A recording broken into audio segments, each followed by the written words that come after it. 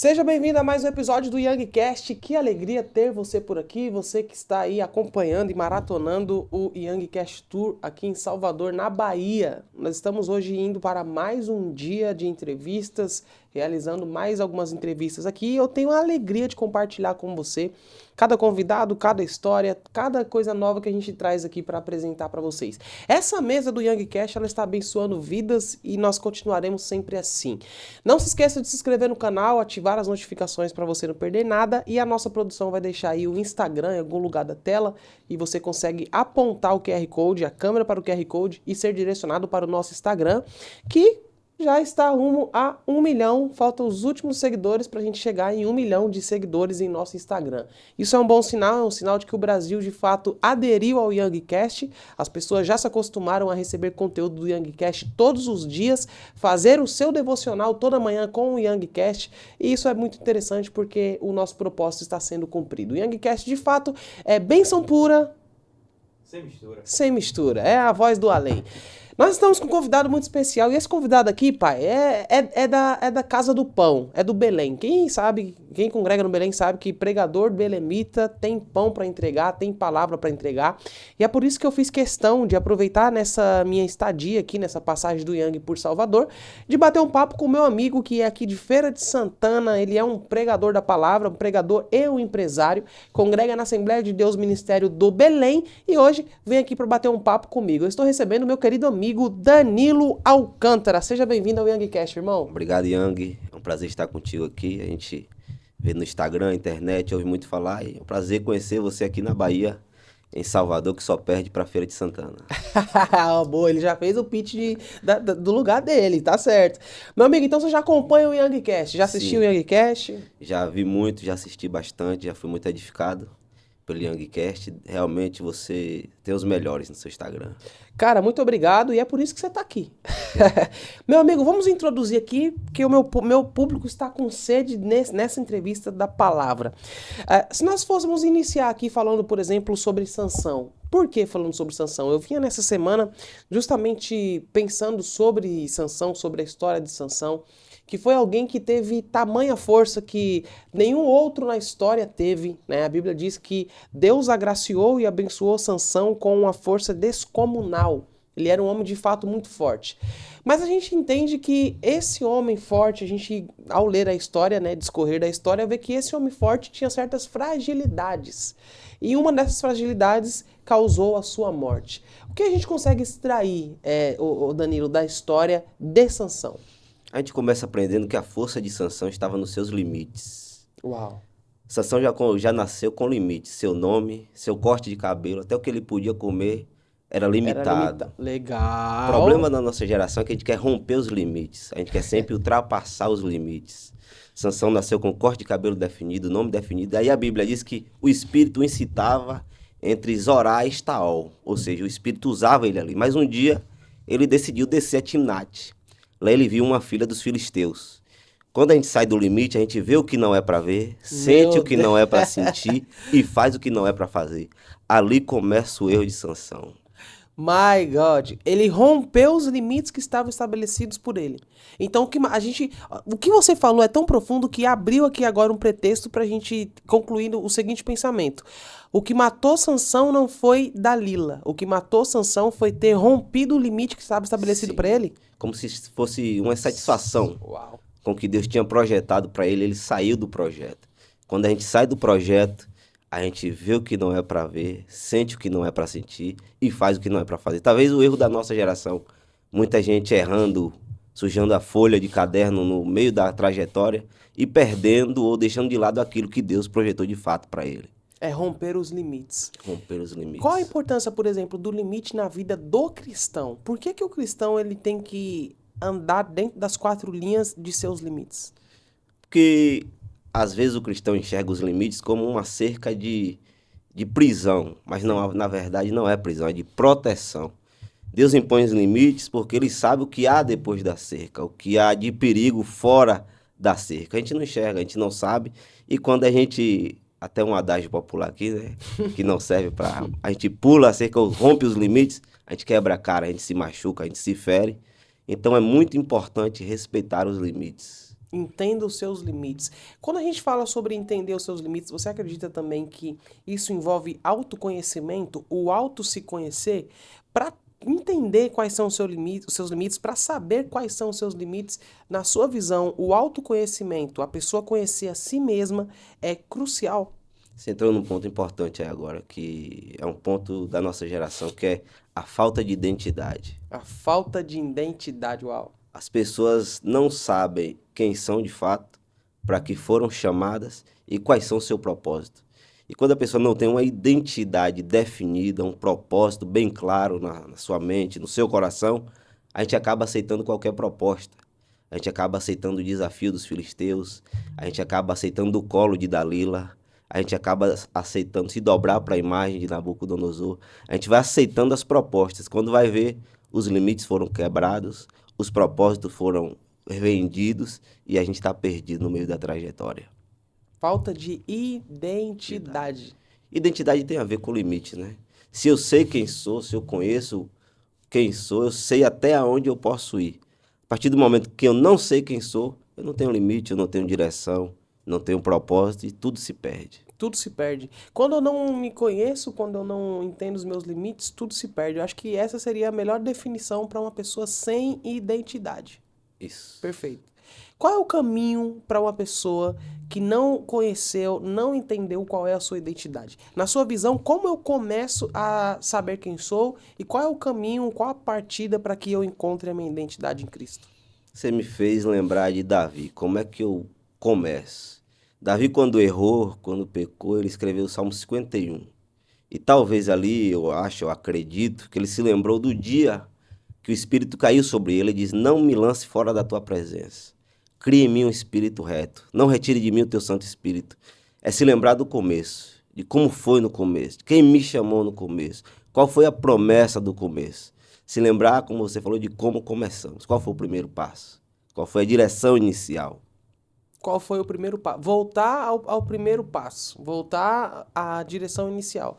Na sua visão, você acredita que, por exemplo, o primeiro passo de todo homem, ele é mais importante do que os demais? Você realmente tem essa confiança de que o primeiro passo é mais importante que o segundo, que o terceiro e até mesmo mais importante que o último passo?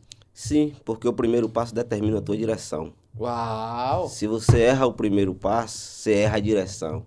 E se você erra a direção, você vai ter o trabalho de voltar e começar de novamente. Então, é importante, imprescindível, não errar o primeiro passo.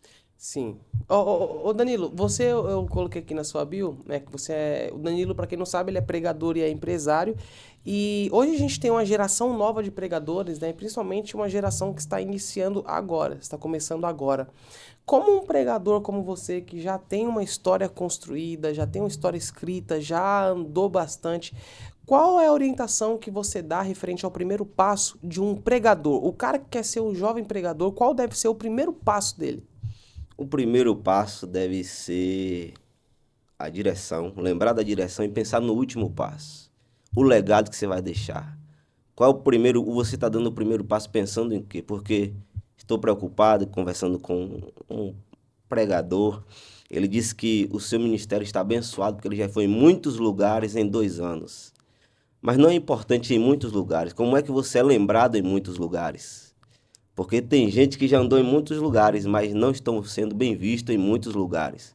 Outras pessoas não conseguiram ir tão longe, mas onde passam são vistos como homens de Deus. Eliseu, por exemplo. Eliseu, a Bíblia não mostra que ele teve uma grande trajetória, ou seja, não foi em vários lugares, geograficamente. Yes. Mas onde ele passava, ele era conhecido. Ali vai um homem de Deus. Importante, o primeiro passo é pensar no último. Aonde eu vou chegar? Qual é a minha direção? O primeiro passo é, de fato, pensar onde eu quero chegar. O destino, o objetivo, você acredita que ele aponta o caminho? Você crê que o cara que pensa no último passo, ele é claro, ele tem um objetivo claro, ele sabe onde ele quer chegar, ele tem isso bem definido em sua mente, e isso abre o seu caminho, isso facilita? A pessoa que tem em mente o último passo, ou o destino, ele não vai se distrair com algo na caminhada, ele não vai pegar atalhos, ele não vai parar onde não se deve parar, ele não vai se distrair em nenhum momento, porque ele tem em mente algo bem claro, que é aonde ele quer chegar, e mais importante, não é chegar, é como chegar. Se você não errar passo, se você errar algum passo, você pode chegar ferido, você pode chegar cansado, você pode chegar triste, mas sem errar passo, você vai chegar bem, vai chegar com saúde, vai chegar com psicológico bom. Pense no último passo. Pense sempre no último passo. Quando você não erra os seus passos, automaticamente você tende a... Voltando à Sansão, se ele tivesse pensado no último passo, ele não teria saído do limite, ele não teria deitado no colo de Dalila, ele não teria contado o seu segredo. Se ele tivesse em mente o último passo, talvez ele não teria ali com a cabeça raspada e cego. O seu propósito seria cumprido, que era o que Deus tinha para ele. Cara, legal. Pedro, por exemplo, é um cara que eu gosto muito de falar dele, porque Pedro a gente vê um personagem, né? A gente vê um homem que ele era tanto quanto controverso. É um cara que conseguia olhar para Jesus e dizer: Senhor, eu estarei contigo até o fim, eu não te negarei, eu estarei contigo. Só que ele, ao mesmo tempo, ele é aquele cara que defende a Cristo. Ele trai, é o cara que trai, mas ele também buscou defender Jesus quando os soldados vieram prender. Quais lições mais valiosas a gente extrai, por exemplo, de Pedro? Pedro era um homem sincero, vejo isso em Pedro. Andou com Jesus, viu os milagres de Jesus, esteve com ele, mas negou.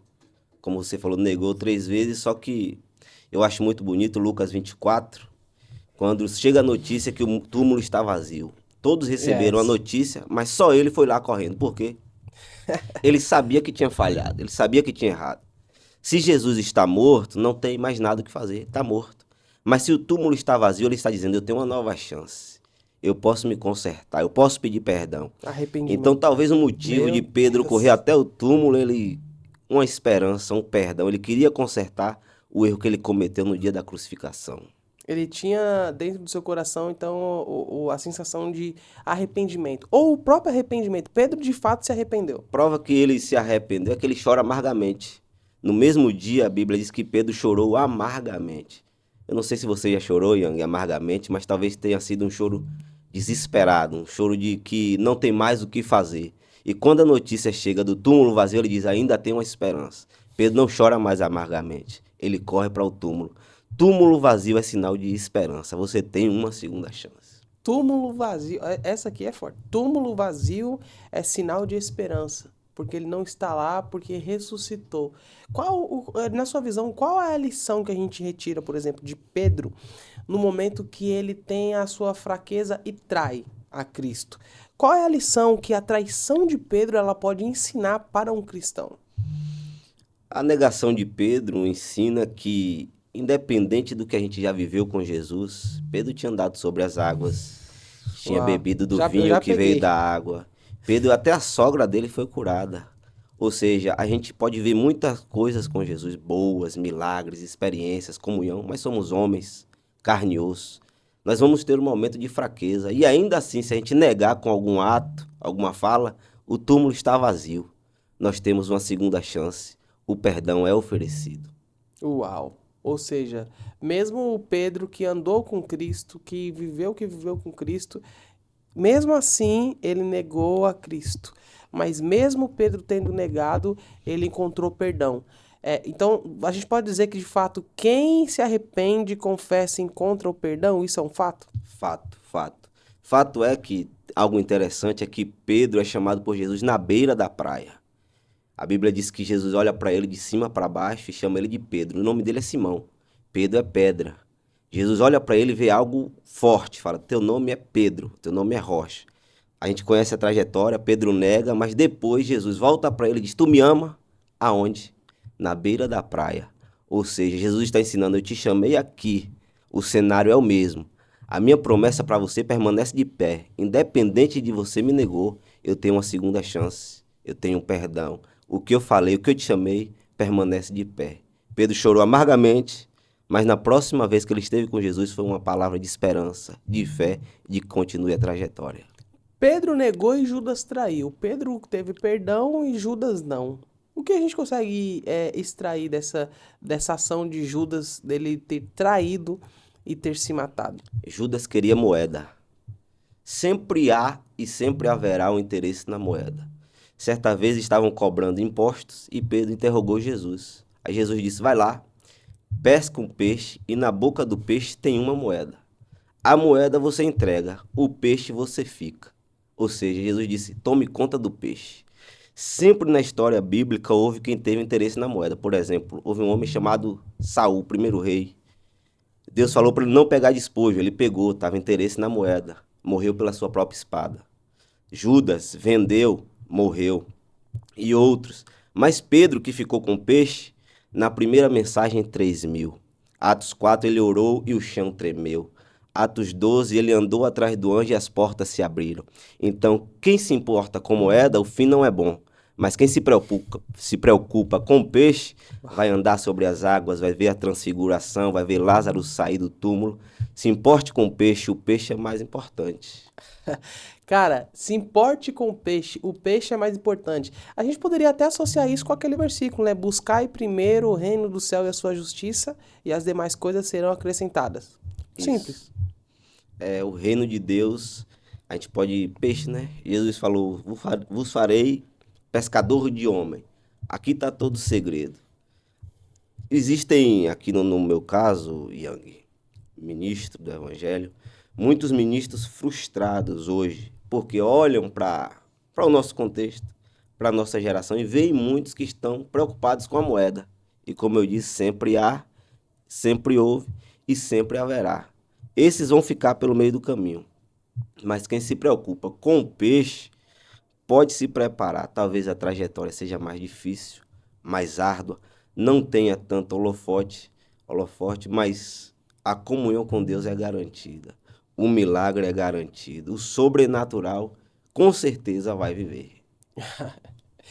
Vai viver de fato sobrenatural. Quando eu falo de sobrenatural, eu penso muito no povo de Israel. Quando está no Egito, sofrendo nas mãos de Faraó, o povo está ali fazendo o Egito crescer e prosperar, trabalhando, o povo está sofrendo de fato, e de repente o povo é extraído do Egito através do envio de Moisés até lá, e eles se encontram ali no deserto e ficam no deserto durante longos anos. Vamos falar um pouco sobre o povo de Israel nesse episódio e focando um pouco também em Moisés. Acho interessante ali que começa o povo amassando barro e fazendo tijolo. Eles oram e Deus não diz nada. Mas no capítulo 3, Deus já está dizendo, eu desci porque eu ouvi a oração do meu povo. Eu aprendi, lendo esse versículo, que tem oração que Deus ouve, tem oração que Deus responde, Sim. mas tem oração que Deus faz. Você já percebeu? Tem momento na nossa vida que é difícil, a gente ora, pede, clama e Deus não fala nada. Mas em algum momento, de repente, a bênção está batendo na porta. Porque tem oração que Deus responde, mas tem oração que Deus faz. O povo estava clamando e Deus em silêncio. Mas no capítulo 3, Deus estava dizendo, Moisés, eu ouvi a oração do meu povo, conheço o sofrimento, e por causa da oração deles, eu desci e te escolhi. Deus, às vezes, faz coisas que a gente não sabe, só por causa da nossa oração. A oração, a gente pode dizer que a oração ela tem o poder de transformar todo e qualquer ambiente? Sim. Oração faz o sol parar. Oração faz o mar abrir. Oração faz muralha cair. Oração Uau. faz portas se abrirem. Oração faz cadeia cair. Oração faz até o chão tremer. O que oração não fizer, Nada mais faz. Essa frase é... O que a oração não fizer, nada mais fará. E a oração, você acredita que hoje os cristãos eles estão sofrendo muitas coisas por conta da ausência da oração? Sim. Distrações, né? Como a gente estava falando do trajeto. A gente hoje tem muita coisa para se distrair, mas não se importa com o que é essencial, a oração. Já dizia alguém antigo que muita oração, muito poder. Pouco oração, pouco poder. Talvez haja alguma verdade nisso, porque oração não é algo para que se busque poder. Oração é algo para que se tenha uma comunhão com Deus. Então, um conselho, se eu posso dar um conselho aqui, não busque oração atrás de poder, atrás de unção. Busque oração atrás de comunhão. Porque se você tiver comunhão, você vai ter unção, você vai ter graça. Busque oração para ter comunhão com Deus. Eu me lembro agora de Pedro novamente. Pedro estava preso. Da cadeia para ele sair, as portas se abriram, Yang. E por que para entrar na casa dos irmãos ele teve que bater na porta? Ah, calma lá, então vamos lá. Pedro, para sair da prisão, a porta se abriu, mas para entrar na casa onde a igreja orava, ele teve que bater. Por quê? Olha, Pedro estava preso, o decreto estava assinado, porém, a igreja fazia oração sem parar. O anjo desceu, tocou, Pedro se vestiu, calçou os pés e andou. As portas se abriram. Lá fora ele teve que bater. Eu entendi que a chave está na mão da igreja. A chave da porta da prisão estava na mão da igreja. Ela se abriu porque a igreja orava. Mas para entrar lá, ele teve que bater. E alguém da igreja teve que sair para abrir. A chave está na mão da igreja. Quando a igreja entender que a chave está nas nossas mãos, está a chave da oração, tudo se abre, as coisas chegam, porque a chave está nas mãos da igreja.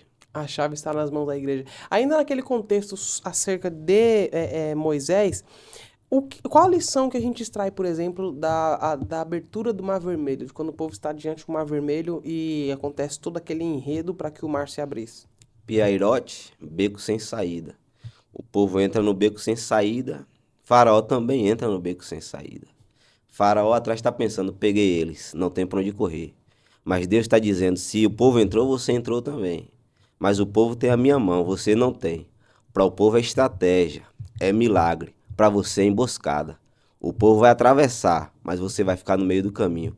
Então tem momento que a gente chega na nossa vida que parece um beco sem saída. Mas para quem está debaixo da mão de Deus, é milagre, é provisão, é sobrenatural.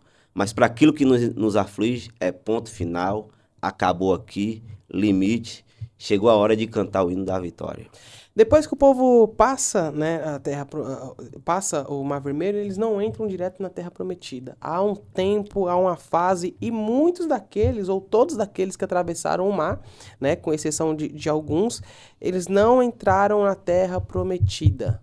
A lição que a gente extrai de um povo que ficou no deserto, permaneceu no deserto e morreu no deserto, não acessou a Terra Prometida, qual é? A gente sabe, a gente já escutou muito, é a questão da murmuração, insatisfação com Deus, não aceitar o que Deus tem. Muitos ficaram. Tem um ponto ali que eu acho muito interessante. A gente lê, eu mesmo lia, nunca tinha parado para perceber. Miriam pegou o pandeiro e cantou. Só que o povo começa a sair no capítulo 12, ali é capítulo 15. Ou seja, no mínimo ali 3 anos. Se eu te perguntar, se você estivesse no deserto, perseguido por Faraó, você ia se preocupar em carregar pandeiro na tua bagagem? Pandeiro não serve para armamento de guerra. Pandeiro não serve para fazer alimento. Pandeiro só serve para tocar.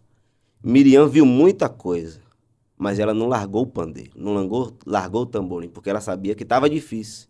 Mas mais cedo ou mais tarde, ela ia cantar o hino da vitória. Então não larga o pandeiro, não larga o tamborim, ainda que esteja difícil, Deus vai entrar em providência. Alguma coisa vai acontecer e o hino da vitória nós vamos cantar. Cara, você falou algo aí que eu achei muito interessante, e eu nunca tinha pensado nisso, né? Que a Miriam, de fato, ela tinha um pandeiro guardado em sua bolsa, né? E o povo sai ali do Egito num contexto de muita opressão, num contexto onde o povo passou anos ali e de repente está tendo a sua liberdade. Então aquele contexto ali é um contexto de sair o mais rápido possível, sair sem olhar para trás, ir para uma nova vida, para uma nova etapa. E Miriam, ela carrega o pandeiro. Isso é um sinal de que a Miriam, ela já sabia que um dia a vitória ia chegar. Um dia sinal ela ia de perseverança, não te interrompendo. Uau. Mas Miriam viu Moisés correr risco de vida. Miriam viu a mãe amassar barro no Egito. Ela viu de tudo. Ela viu as pestes, ela viu a perseguição, ela viu o chão se abrir em algum momento. Mas ela não largou o tamborim. Isso é coisa de crente perseverante. Que assim, se a gente pudesse abrir aspas, tá tudo dando errado.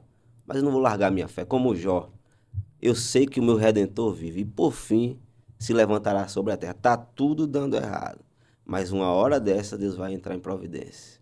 Tudo dá errado, mas eu tenho que ter certeza, tenho que ter perseverança de que a vitória vai chegar, é isso? Vai chegar, uma hora ou outra chega. Tem algo ali no deserto que me chama a atenção. Você já entrevistou muita gente, sabe disso. Sempre cai nesse assunto de deserto. Quais são os assuntos mais falados? Prova, Dos dificuldade, milagres. Quais são os que sim. mais falam? Maná, Maná, a água que saiu da rocha, isso, água purificada, isso. nuvem de dia, fogo à Fogo à noite. noite. Mas poucos falam do sapato que crescia e da roupa que não rasgava. Por quê? Exato. Porque acontecia todo dia. Milagre que acontece todo dia a gente não valoriza. Pelo que você agradeceu hoje. Talvez a gente não tenha agradecido por nada, mas a gente acordou, a gente está vivo, está alimentado. E são milagres. Quantas pessoas não têm isso agora? Mas acontece todo dia, é cotidiano. E por ser cotidiano, a gente considera banal, normal, mas não é. É milagre. Isso é prova que Deus cuida da gente todo dia. Tem milagre todo dia. Ainda que imperceptível, a mão de Deus está nos sustentando, nos guiando nesse deserto. Tem lágrima? Tem. Angústia? Tem. Traição? Tem. Mas o sapato continua crescendo e a roupa não rasgou. Deus está cuidando de você. Cara, qual é a sua história, Danilo? Porque a gente percebe que você é um pregador e você tem uma ciência da palavra, mas você encontrou dificuldades? Você viveu o seu deserto antes de se tornar esse pregador? Você perguntou se eu tive dificuldades. A primeira vez que eu fui pregar, eu entreguei o microfone depois da mensagem. Aí o pastor disse assim: e aí, irmãos, não era essa mensagem que a gente esperava ouvir. Não é isso que a gente espera de um pregador. E sentado ali eu imaginei, nunca mais eu vou pregar na minha vida. Quando eu pensei isso, uma irmã se levantou e disse: não fale isso dele não, porque Deus hoje falou comigo tremendamente.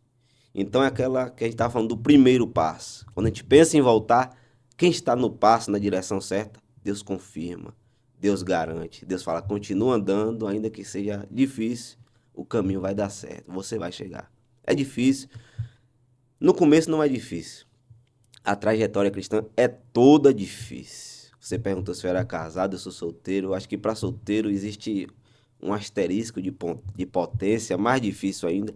Porque ser cristão hoje, no século XXI, renunciar a tudo, não é fácil. É muito difícil. Mas Deus tem dado graça, a gente continua dando os passos e vamos chegando lá. Ou seja, eu achei legal esse episódio aí, porque você foi pregar na igreja e o pastor falou que não é isso.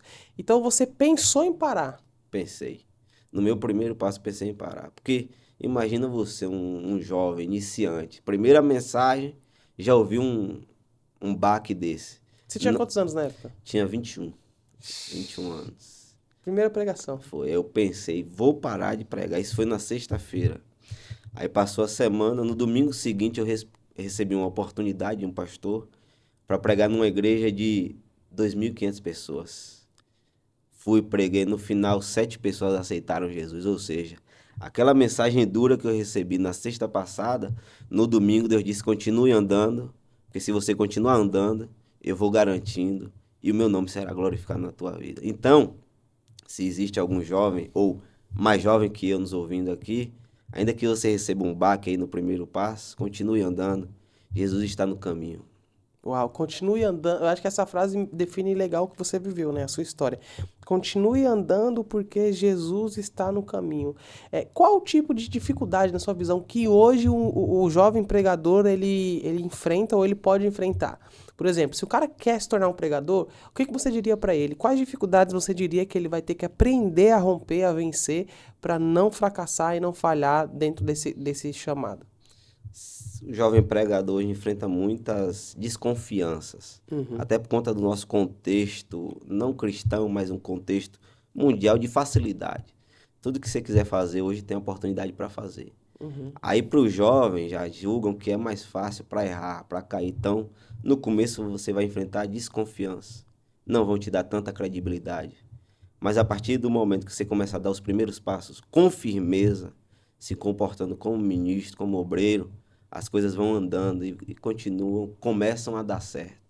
Legal. Agora, voltando para a Bíblia, vamos falar sobre Jonas. A história de Jonas. O que a gente consegue extrair de Jonas? Jonas, eu gosto muito, porque tem uma palavra ali que faz toda a diferença. Veio a palavra do Senhor a Jonas, filho de Amitai, dizendo no hebraico ali desafiar, exigir e consolar. Ou seja, Desafiar, exigir e E consolar. consolar. Uau. Quando Deus fala, Jonas, vai, Deus está desafiando. O povo é ruim, mas eu te desafio a profetizar. Eu exijo que você aceite o desafio. Tanto é que tiveram que jogar ele do barco, porque era exigência de Deus que Jonas aceitasse. E consolo. Ao mesmo tempo que Deus está dizendo, é difícil, eu exijo, Deus estava consolando, mas fica tranquilo, eu vou contigo, eu vou te guardar, vou honrar a palavra que você vai dar, e o povo e o meu nome vai ser glorificado.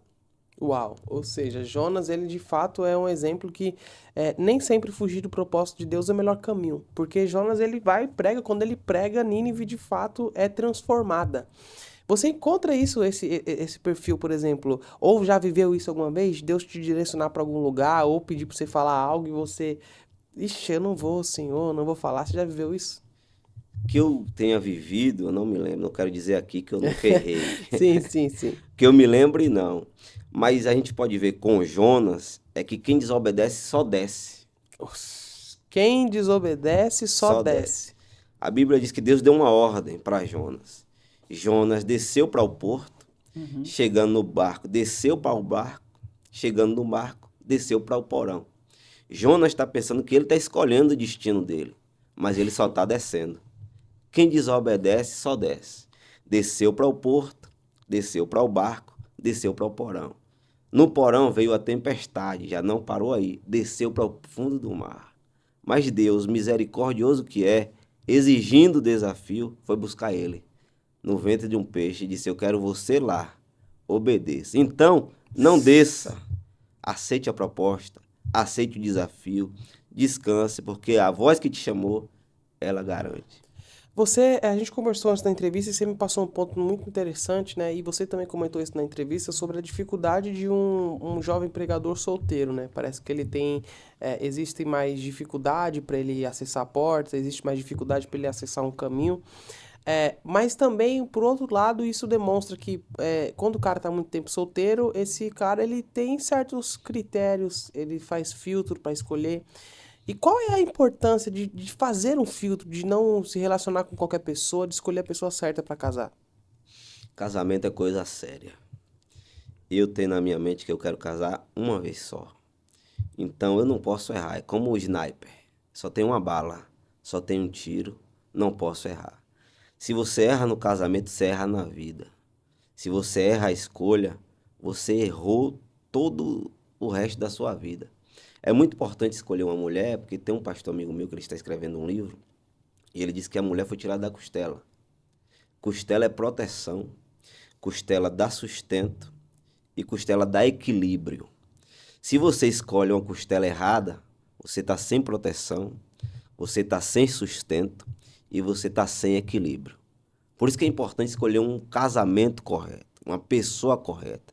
Claro que você vai escolher alguém que te atraia, mas não somente isso. Veja se encaixa o propósito, veja se encaixa o caráter, veja se encaixa a personalidade.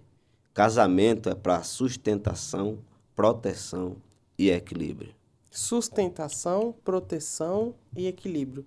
Então, se você pudesse dar 3 conselhos para um jovem que está querendo entrar num relacionamento, qual seriam esses 3 conselhos?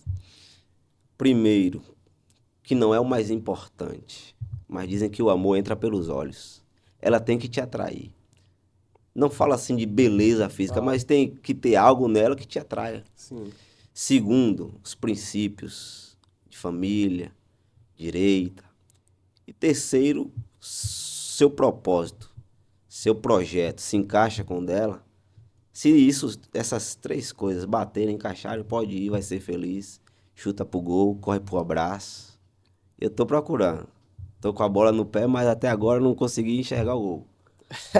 Você tá naquela de validar, avaliar para não fazer coisa errada. Porque a escolha de um casamento, se ela for feita errada, é uma família que é destruída, né? É uma família que vai se acabar lá na frente.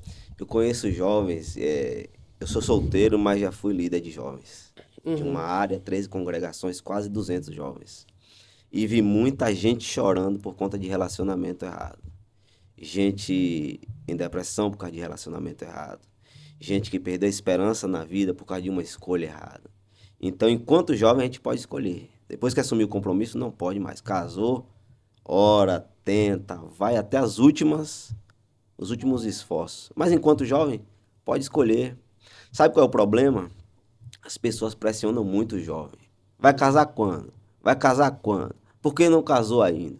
E muitos cedendo a essa pressão, casam de maneira precipitada. E casando de maneira precipitada, erra o primeiro passo. Errou o primeiro passo, errou a trajetória. E aí, para consertar, é problema, irmão. Como diz aqui na Bahia, é barril. Barril não, é barril dobrado. É barril, é barril dobrado. Danilo, a mulher do fluxo de sangue. Quais lições a gente extrai ali da história da mulher do fluxo de sangue? Mulher do fluxo de sangue, um ponto que me interessa, ou que me chama muita atenção, é que ela chega por baixo, ensinando que ninguém permanece de pé durante a dor. Você já viu alguém infartando em pé? Não, Você já viu alguém na crise renal em pé? não. Você já viu alguém tendo momento de parto ali, alguma mulher em pé? Não. Tá sempre procurando um lugar para se apoiar, tá sempre caindo. E essa mulher vinha sofrendo há muito tempo. Mas mesmo diante da dor, ela não deixou de chegar. Chegou por baixo. Mas quando chegou por baixo, tocou. Quem chega por baixo só basta tocar. Tocou e ele disse, chegou por baixo, chegou sofrendo, tá doendo, mas de mim saiu virtude. Hoje tem milagre para você. Uau, ela tocou na orla do vestido, ou seja, ela veio por baixo. Por baixo. Isso significa também isso na verdade, sobre humildade, sobre simplicidade? O fato, como a gente fala, chegar por baixo, não é de posição. É como você falou, de humildade. Por exemplo, ela chegou por baixo, mas aquele chegou por cima. Mas ele teve a humildade de subir para poder enxergar. Uma chega por baixo, a outra chega por cima. O importante é, eu quero chegar perto dele. Eu quero ver o mestre. Alguma coisa, uns chegam por baixo, outros chegam por cima, uns chegam pelo telhado, outros chegam gritando, uns chegam pedindo, outros chegam implorando. O fato é buscar Jesus como você pode. O filho pródigo. Vamos lá, o que a gente extrai sobre o filho pródigo? Filho pródigo. Filho pródigo saiu e na cultura, quem pedia sua herança estava desejando a morte do pai. E se voltasse, poderia ser apedrejado pelos empregados. Aí quando ele volta, o pai faz o quê? Sai correndo ao seu encontro. A gente pensa que ali é saudade, amor pelo pai, sim, talvez seja. Mas se a gente analisar a cultura daquela época, o pai correndo atrás do filho está dizendo, ninguém apedreja meu filho. Ele errou, tá barbudo, tá mal cheiroso, errou, mas eu amo, ninguém apedreja meu filho, eu tô indo buscar ele antes que você apedreje. O problema da nossa geração é apedrejar quem volta. Mas enquanto você tá segurando a pedra, o pai tá correndo para abraçar. Enquanto o irmão mais velho quer que o irmão mais novo não volte, não retorne a casa, o pai sempre estará de braços abertos. E já aproveitem, e isso dá para encaixar uma mensagem pro filho que saiu, para quem saiu da presença do pai? Isso revela que o irmão mais velho nunca esteve preocupado com o irmão. Estava preocupado com os bens de seu pai. Nem com o pai ele estava preocupado, porque com certeza ele viu o pai triste, angustiado, mas isso para ele não era o suficiente. Ele queria os bens do pai, nem o irmão, nem o pai, ele queria os bens. Ou seja, ele tá na casa, mas no interesse. Está na igreja, mas não está preocupado com o irmão. Está Nossa. na igreja, mas não está preocupado com a face do pai. Só quer a mão, a bênção do pai, os bens. Ou seja, isso a gente pode dizer que é um perfil de cristão. Aquele que quando o irmão sai, ele não se importa, né? Quando alguém sai da igreja, desvia, não vai atrás, não busca, não quer saber por que saiu, não tenta recuperar. E quando a pessoa retorna, ele começa a ser impeditivo para que a pessoa continue ali. Não aceita o retorno. É o crente interesseiro, como diz aqui na Bahia, né? Crente interesseiro? O líder saiu, eu quero a liderança. O pregador parou de pregar, eu quero pregar agora. Ou seja, ele não está interessado na pessoa, está interessado no serviço. Cara, essa lição, essa história do filho pródigo, a gente consegue então hoje aplicar essa história, por exemplo, nesse contexto onde a gente tem pessoas afastadas, pessoas que saíram dos caminhos do Senhor, porque se a gente fosse dobrar hoje, vamos supor, se todas as pessoas que se afastaram da igreja, elas retornassem, com certeza iria dobrar ou triplicar o número de crentes, né? Porque muita gente passou por aqui e foi embora. Se a gente começa mudando a postura de quem está na casa, de quem já está dentro, a gente consegue ter mais facilidade em ganhar essas almas de volta? Talvez sim, porque quem conhece a verdade, desviou, se afastou, É como se ele tivesse assim uma casca. Eu já sei como é. Então, tipo, que cria uma barreira por uma decepção, por algo errado que viu. Uma decepção. Me faz lembrar de Deus, quando falou com Josué, a arca vai passar. Manda o povo olhar para a arca. O problema de gente ferida é que não olha para a arca. Olha para quem tá carregando a arca. Quem está carregando a arca tropeça. Quem está carregando a arca se fere, cansa. Mas a arca permanece lá, de ouro, intacta, com a presença. Então, o conselho que eu tenho para quem se decepcionou com alguma coisa na igreja, se entristeceu, pare de olhar para quem está carregando a arca. Parar de olhar para quem está pregando, pastoreando, liderando. Olha só para a presença. Olha só para a arca, ela vai passar, siga ela. Não siga quem está carregando. Siga só a presença. Tem uma coisa, Yang, que eu me lembrei, que a gente falando de presença, tudo que a gente precisa está com Jesus. Concorda? Tudo que a gente precisa está com Jesus. João 21. Os discípulos estão no mar fazendo o quê? Pescando. Quando eles olham para a beira da praia, quem está lá? Jesus. Do lado de Jesus tem o quê? Uma fogueira, pão, peixe e brasa. Eles estão no mar pescando. Jesus está sentado com peixe na brasa. O que eles estão buscando, Jesus já tem prontinho na beira da praia. Já percebeu que tem gente que soa, corre, se esforça, vai atrás de tudo para conseguir, mas Jesus já tem prontinho aos seus pés? Vai para um lado, vai para o outro, busca A, pede a B, sobe, desce, não consegue. Jesus está dizendo, está aqui do meu lado, vem para mim, já está pronto. A gente precisa parar de correr para um lado, como o sábio diz, correr atrás do vento. Tudo que a gente precisa já está prontinho nos pés de Jesus. Tudo que a gente precisa está prontinho nos pés de Jesus. Eu acho que essa é a melhor definição, isso é o que define tudo. Tudo aquilo que você precisa sempre estará nos pés de Jesus. Danilo, pra gente finalizar, eu queria que você olhasse para a câmera e você deixasse um conselho, né, para alguém que está assistindo, e esse conselho você deixasse ele como se fosse o último da sua vida. Qual seria? Se hoje fosse seu último dia e você fosse falar dar um conselho que as pessoas no mundo fossem ouvir isso, qual seria essa mensagem? Meu conselho é, independente do que aconteça, continue com a palavra. Lâmpada para os meus pés e luz para o meu caminho é a tua palavra. Independente de onde você esteja, da tua caminhada, com quem você esteja, a palavra sempre será luz, a palavra sempre te guiará, a palavra sempre vai mostrar para onde você deve ir. E ela permanecerá para sempre. Isaías diz, a erva seca, a flor cai, mas a palavra do Senhor permanece para sempre. Continue vivendo a palavra te guiará. Continue vivendo a palavra e a palavra te guiará. Esse foi o Danilo aqui. Danilo, deixa suas redes sociais. Quem quiser falar com você, quem quiser te agendar, convidar você para ir na igreja, onde que te encontra? Me encontra no Instagram, Danilo Alcântara. Danilo com 2 L. Danilo Alcântara, estamos lá. Estamos engateando nas redes sociais, aprendendo, mas vai dar certo.